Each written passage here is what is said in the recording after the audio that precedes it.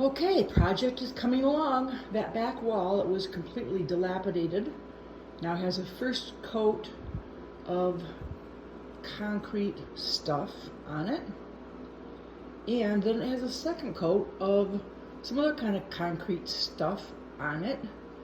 The second coat you paint on with a masonry brush. It's still pretty rough. I'm going to go over it with a third cup, or third bucket, and you see my lovely little masonry brush. In case anybody ever wants to know, masonry brushes are super easy to clean out after you use them. The cement just comes right off. It's amazing. As an oil painter, I appreciate this fact. And I appreciate that I didn't throw away my old shower curtains every time I had old shower curtains, because they make great drop cloths. And this wall here is nowhere near as bad as the rest was. So I'm just going to do a coat of the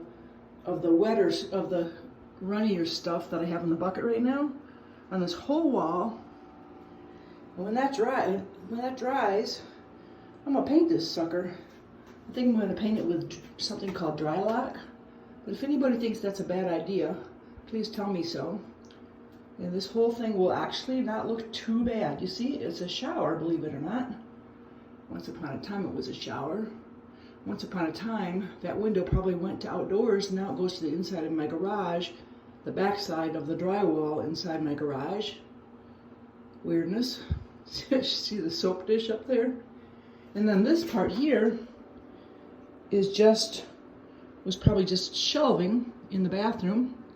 I'm hiring somebody for that mess. Anybody know any good drywallers? It's not that big of an area, but it's really weird. So you see, I could use a good drywall person. It looks bigger in the video than it really is.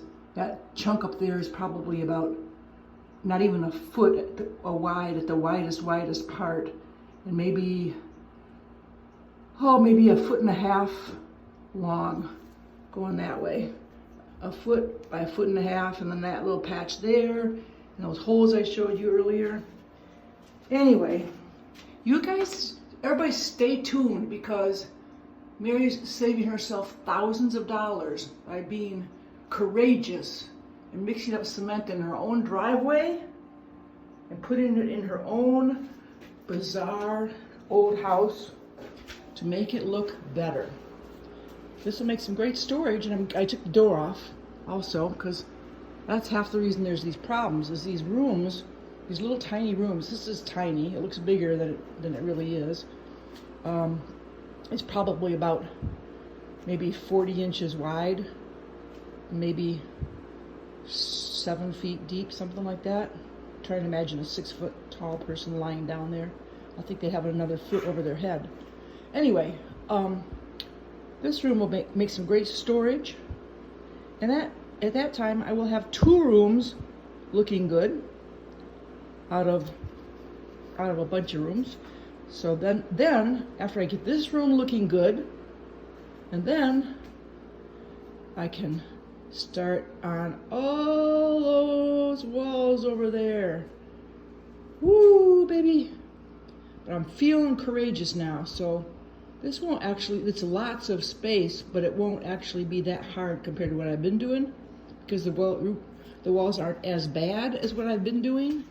See, that lower part of the wall down there is pretty crappy, but I know how to fix that now.